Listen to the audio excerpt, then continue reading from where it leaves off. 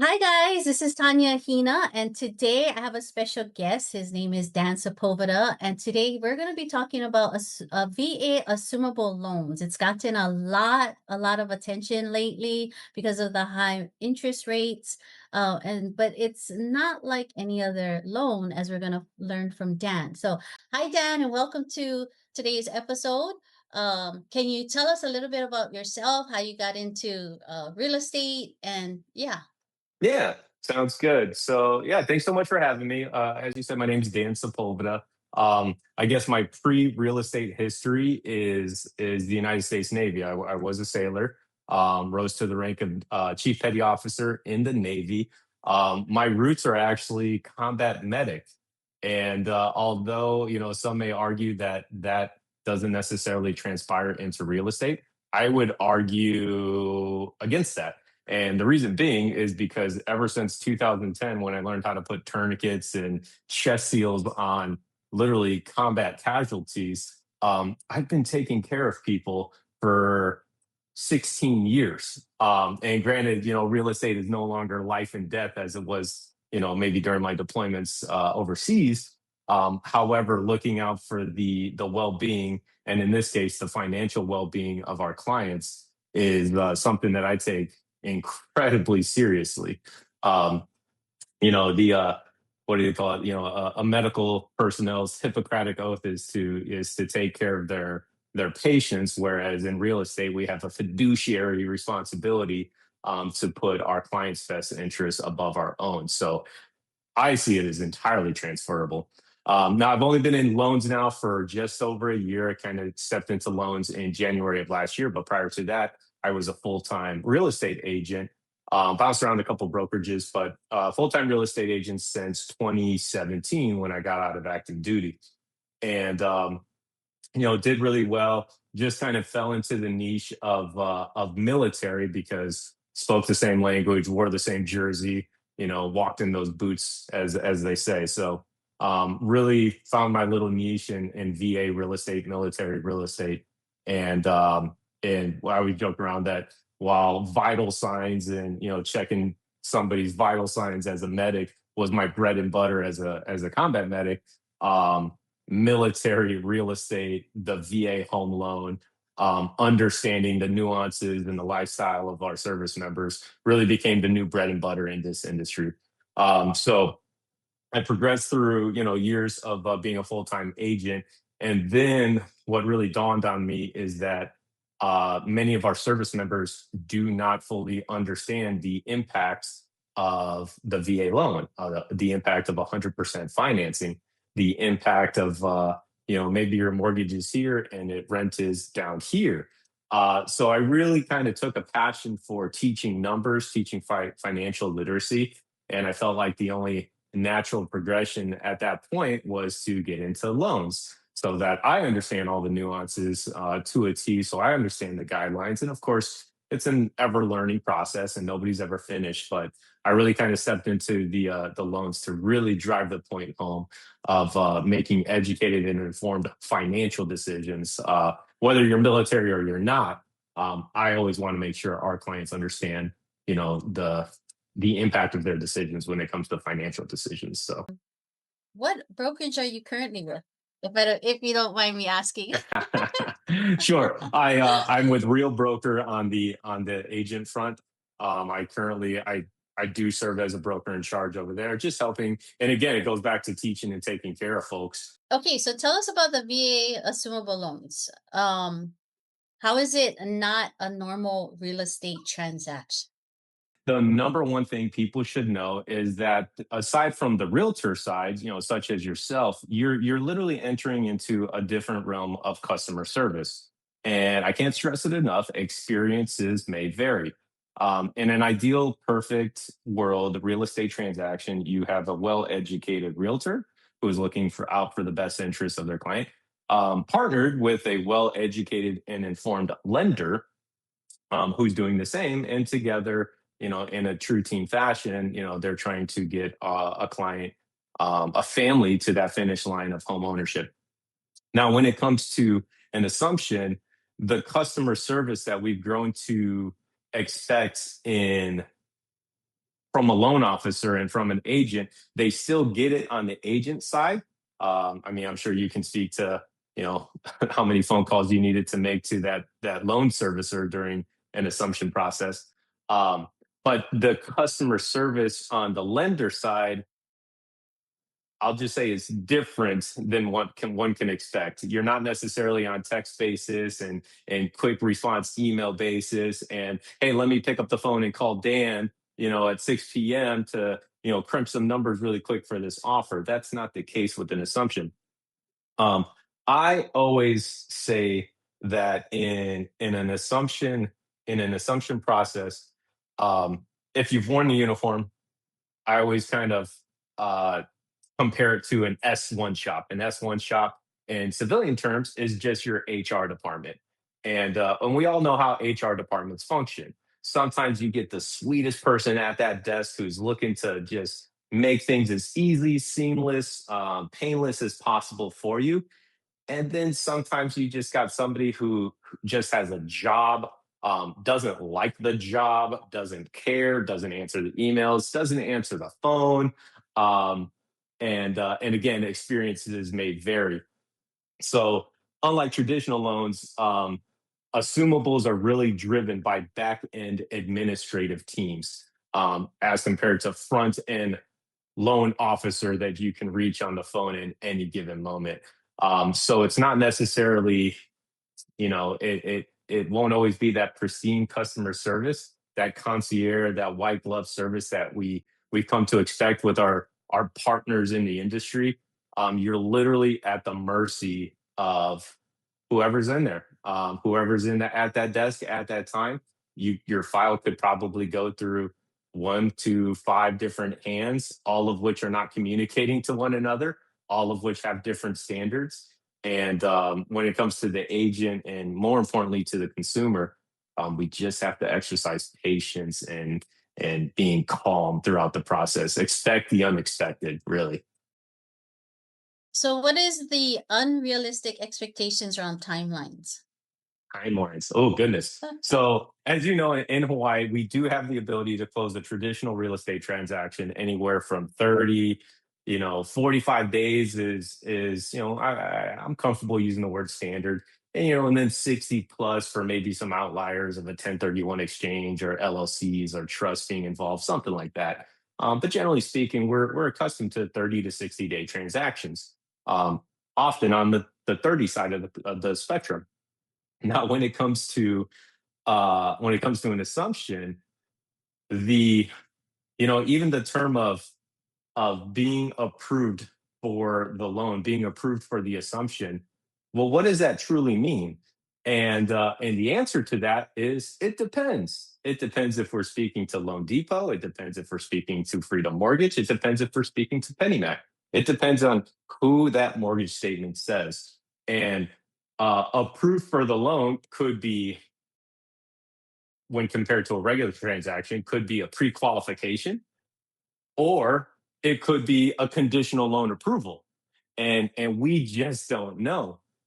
And yeah, that timeline, I would always advise our clients to be prepared for a 4 to 5 month timeline just to manage expectations properly. Um, Now, it could go faster. You could experience some pristine customer service to really expedite that timeline.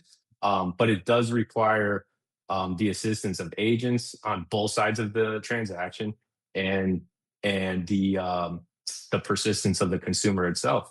Um, Most importantly, because sometimes there's even snail mail involved in the equation. Like they're like, "Oh, we mailed out the application to your buyer 3 weeks ago. Did they get it yet?" I'm just like, I'm sorry, are you saying you mailed it? Like, what are you talking about here? Can we send a DocuSign? We're 2026. What's going on? So the timeline is truly determined by that loan servicer. And that's probably one of the first questions that an agent should ask when opening up an assumption is just like, hey, what do we anticipate here? Because we're dealing with military families. If TLA is involved in the equation, temporary lodging assistance, or if a rental property, they're currently renting is involved in the equation, like we may be looking at a period of homelessness, for matters beyond our control. So um, the two biggest recommendations there is management of expectations for our buyers and just blatant transparency and a little bit of aggression when talking with those loan servicers to say, hey, what can we expect here? And most importantly, see if you can get it in writing so you can kind of hold them to the fire. You kind of touched on it, but who actually does control the timeline? That back end administrative department of whoever's servicing the loan. Now, that being said, what I do recommend, and I think we had equipped ourselves with this going into a previous transaction, is there is official correspondence out there from the Veterans Affairs, essentially telling these loan servicers to get their butts in check and do what they're supposed to do.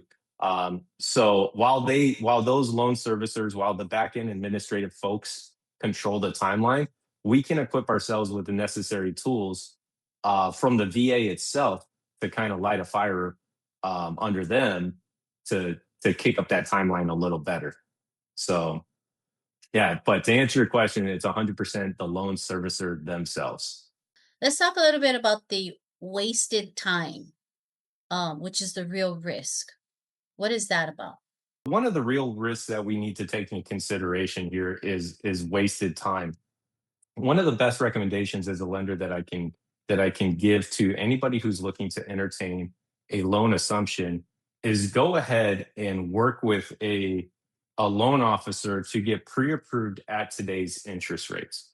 And it may seem counterintuitive because it's just like, well, no, I don't want a 6%. I don't want a 7%. Luckily, rates are trending in the right direction. They're coming down. But I understand that nobody wants high fives or a 6% interest rate. But my recommendation would be to go ahead and get pre-approved with a local lender based on today's interest rates. And we may ask ourselves why. And the reason being is really simple. If you can get pre-approved at the asking price, right, which we can dive into um, that a little bit more, asking versus the principal balance of that loan. But if you can get pre-approved at the asking price with today's interest rates, you are arguably already approved for whatever that lower balance is at that lower interest rate. So when it comes to not wasting time, not wasting any money, get ahead of the curve, get ahead of the obstacle, get ahead of the barrier by getting pre-approved at today's price and today's interest rate so that we don't waste 30, 60 days only to find that the DTI is way too high, the debt to income ratio is way too high for the 3% interest rate that we're trying to get, right? Again, if we can get pre-approved and good to go, with all the different equations, debt to income ratio, assets, liabilities, if we can get pre-approved with today's asking price and today's interest rate, you're going to be good to go for that lower balance and that lower interest rate. Go in eyes wide open, be prepared, be equipped, and it's gonna save you a lot of time, headache, money, all that. What Yes. other best practices do you recommend? So the first would be again qualifying at today's interest rates. Um, in doing so, in working with a lender, you can confirm. I mean, because we're going to ask for bank statements, we're going to ask for assets, and then you can confirm. And we'll actually touch on that right now.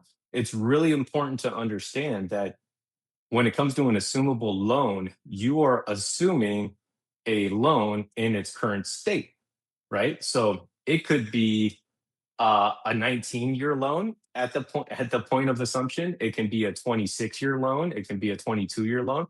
The years remaining on the loan itself is going to vary depending on how long that seller's had it. In addition to that, you're going to be assuming that principal balance uh, in its current state. So one of the things I recommend buyers agents to do is hey, would it be too much trouble to request a copy of that mortgage statement? If they don't feel comfortable sharing certain account numbers and details on the mortgage statement, that's perfectly fine. Retract whatever information that may be deemed sensitive, but get eyes on that mortgage statement that says, this started in 2020.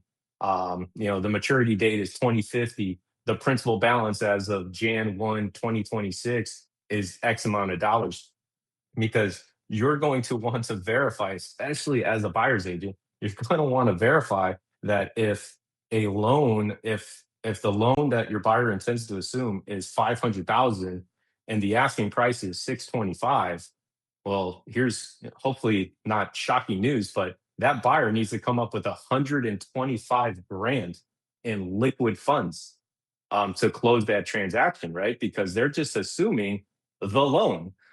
They're not. If we were getting a new loan, then we would reset. We would do 625 at today's interest rates, but that's not the case. So the buyer must come up with the difference between the asking price, or a better way of saying that is the agreed upon purchase price, right? Because there's always negotiations. But the buyer needs to come up with the difference between the agreed upon purchase price and the principal balance of that loan. And again, if you submit this package, if you will, to the loan servicer, and they've got $2,000 in the bank and nothing to cover 100+ grand, well, goodness, that's a waste of everybody's time, and that could have been easily avoided.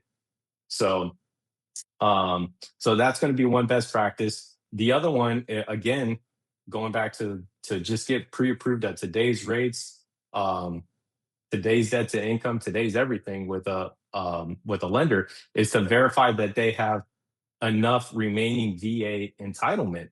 And what I mean by that is, I'm fortunate enough to have used my VA loan twice here on the island. So I do have 2 condos with my VA loan. Now, that being said, if I was to look to purchase, say, a $1.3 million, beautiful home on a golf course, and assume somebody's VA loan, I actually would likely run into the obstacle or just a straight denial of being able to do so, because the VA county loan limit comes into factor, and I don't truly have the 1.3 remaining entitlement available because of the 2 condos I have on my VA loan. And all of this, once again, is entirely avoidable if you work with a lender, again, at today's interest rates, get pre-approved, today's prices, today's interest rates. We're going to pull the certificate of eligibility to see, either best case scenario, there's absolutely nothing on there. Even more best case scenario, there's absolutely nothing on there, plus their VA funding fee exempt. That would be fantastic. But if you pull that certificate of eligibility and it says, oh my God, we've actually used our VA loan 3 times, well, I'm pretty comfortable with saying that nobody's going to be able to assume, at least here in the state of Hawaii, you're not going to be able to assume a VA loan because you arguably don't have enough remaining entitlement. And there's a math equation that goes into that, and I won't bore anybody with that. But again, if you sit with a lender, we can walk through that super simple on the front end and avoid that obstacle that may rear its ugly head 60+ days into an assumable transaction. And goodness, can you imagine how painful that would be? You feel like you're cruising, no news is good news, maybe. The emails and the phone calls have been silent. You're feeling good. And they're just like, oh, Tanya, why didn't you tell us your client has already used their VA loan? And you're just like, I didn't know I was supposed to ask that. Who actually can use a VA assumable loan? So So the best case scenario here is two veterans swapping entitlements. Essentially, if my entitlement was free and clear, and you're a veteran, and I'm assuming your loan, what would happen on the back end with the VA is that I would assume yours, my entitlement would be encumbered in a sense, and then yours would be freed up. And that's because I have the military benefit of the VA home loan and you do as well. Now, that being said, a non veteran, a civilian, may assume a VA loan. Uh, and yes, it is possible, but it is important for the veteran to understand that their entitlement will be encumbered, will be tied up on that property until either that new homeowner, that buyer, either sells or refis into a different loan product. So civilians do have the ability to assume a VA loan. However, the departing veteran seller will lose a portion of their entitlement to be used at their next location. So, there may be some opportunities there. I mean, we're in a very unique market. Hopefully, we're turning a corner to a better market. But there may be some opportunities there for, I don't like to use the word civilians because we're all just, we're all human here. But for non-service members, for non-veterans, there may be an opportunity to say, and there's never any harm. Hey, is your seller willing to leave their entitlement with the property? My client's not VA, my client's not the military. Are they willing to leave their entitlement with the property? And depending on why the seller is selling, right? Sellers sell for one of two reasons. Let's go with the good reason. Pleasure. I got a lot of equity in the property and I'm looking to relocate, upgrade, downsize, whatever it may be. But those are all good things. But opportunity arises out of somebody else's pain, and they may be selling for pain. And if they're selling for pain, and maybe that gap between the negotiated purchase price and the principal balance, if that's relatively reasonable, which is a subjective term, but maybe a non-veteran can assume that and get these golden handcuffs that we're calling these 2.25 interest rates to 2 to 3% interest rates. So non-veterans can assume it's a yes but, and it's a yes but the veteran's entitlement will be tied up with the property until refi into a different product or upon sale. And who controls that? The seller then kind of gives up their right to control their loan. It's kind of Correct. it's at the mercy of this buyer who will then now be the new owner who will say, well, in 10 years I'll refi. Until then, your loan is stuck with Yeah, me. Wow, so correct. there can be no wiggling out of that later on down the line, say 5 years, 10 years later. They're All the stuck. Yeah, all depending. Now, that doesn't necessarily prohibit the departing veteran from using their VA loan again, but that then factors in VA county loan limits. And if a service member is going from the state of Hawaii, where our VA county loan limit is, I mean, slowly approaching like 1.3, it's 1.2 something, but we have this very high VA county loan limit. And they likely have a five, six, $700,000 mortgage on their entitlement.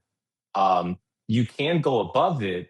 However, if you go to Texas, if you go to Alabama, if you go to some places of the nation where the average price of the home is much lower, then you're just going to have problems using your VA loan again. So Gotcha. it's just a factor in the equation. I mean, it's not a bad thing. I mean, maybe a different way of looking at it is, yes, they maybe lose a portion or all of their entitlement here, but maybe they come into the equity from the sale to actually just go a conventional route or an FHA route, and pay off some mortgage insurance or something like that, and still get a deal. So there's no wrong answer. There's no one answer in this equation. It's just, again, working with professionals to make sure it's eyes wide open on all the nuances and intricacies of it. Right. And what about the spouse of a military person who maybe has passed away? Is there any, could the spouse use or assume? Goodness gracious. So, oh man, you're really opening a unique situation there. So, generally speaking, a spouse of a deceased veteran can use the VA home loan, with the stipulation that they're unremarried, right? So, um, I'm the veteran. My wife is not. I pass away. She could technically use my VA loan again if she does not remarry. Now, past that, the real curveball in the equation is can she do so? Can she assume a loan using my entitlement if she isn't remarried? And I don't know the answer to that, but I would think maybe yes, because it's in spirits of the intention, right? The spirit of the intention is an unremarried spouse can utilize the deceased veteran's loan. So in alignment with that, I would want to say yes, but I'd actually have to go digging into the VA manual specifically? That's a really good question, though. I just closed on a property and successfully, thank goodness. Sad to say though, I find that sometimes it's the lender who really is disconnected and Yeah. doesn't want to really be a team player in the whole effort, and this is Yeah, their loan. and you're absolutely right. So, my a point of advice on that front again is just, especially now that you've experienced it, is just managing. I don't even want to say managing expectations. I would venture even further past that and say let's manage emotions here. You know what I mean? You're my buyer, and we're working with an assumption. I would say, hey Tanya, I want to tell you right now, I want you to be prepared to be pissed. Pardon my language. I want you to be prepared to be upset, to be confused, to be like, well, who's making the decisions here? And I want you to know that the entire time I'm standing in your corner, but I cannot control the process like I normally do. So managing emotions is even more important than managing expectations. Emotional management is so important with assumptions. When it comes time for someone, your new buyer, well, the buyer who is now the new homeowner of that loan, uh, the loan due date is immediately following. Is that correct? Right? Because Yeah. that messes people up. They think, oh no, we're gonna have this gap of time, but that's not the case, is it? No, and that's incredible that you bring that up, and that's such an important talking point and piece of education and information to have in your pocket as an agent. And it's really simple to explain. Is you're assuming the principal balance with the years and months remaining on it, and the next payment is due when the next payment is due, and it could be tomorrow. And the buyer needs to be aware of that, and the buyer needs to be prepared that, oh my god, I just took my life savings of $100,000 to do the gap between the principal balance and the negotiated price, and you're telling me that my first mortgage payment is in 4 days. Yes. I'll share one last thing, and I'll Okay. for your viewers and for yourself, a little curveball in the equation is, there are, and I'm like hesitant to bring this up, but I will. There are concierge services out there, that allege to expedite the process. And both agents and the buyers need to understand that, one, it's an expense. It's a third party, neutral, disinterested third party that you would hire. Just imagine hiring an assistant, literally, that claim to be concierge service to expedite these timelines. And they do come at a fee of 15 to two, maybe even more, $2,000, maybe even more. But their claim is that they're going to be on the phone every single day, pounding that loan servicer for the information and for timeline updates of what we're looking at. Because as agents, you're serving many clients, and you know what's ahead of you when you're trying to make a phone call to an assumption process. It's wait, it's be ignored, it's not be called back, and you need to, juggle your files, and you need to work with your next client. So maybe, I'm not going to say you don't have the time for it, but you have to prioritize everything you have to do. So sometimes hiring that concierge service to make those demanding daily 5 times a day phone calls, and having that concierge in your corner to expedite things may be worth at least entertaining the conversation. Ask them about their success rate. Obviously, ask them about their fee. Ask them about their experience with the particular lender that you're going to work with, whether it's Penny Mac or Freedom or Loan Depot. Ask them all of those hard questions, because you will pay for them, and maybe it's paid between seller and buyer, or whatever party, however that's negotiated. But I did want to share that there are these concierge services out there. Essentially, think of them as an assistant who can be hired to get on the hook every single day and attempt, and I do use that word, attempt, to expedite the process. Thank you, Dan, for all your information. And we're going to be putting all of his contact information in the show notes. So be sure to get with Dan if you have any questions about VA assumable loans or any kind of loans. and he's even a real estate agent. So my God, Yeah. he's a host of information. So Yeah. thank you, Dan, for being here. We appreciate it. Yeah. Thanks again for this opportunity. And please feel free to reach out. I'm not a transactional person. I am all about empowering, whether you're a service member, whether you're a civilian, regardless. I'm all about empowering home buyers with knowledge and information to make educated and informed decisions. We all deserve that. So thanks again for this opportunity. Right on. Thank you, Dan.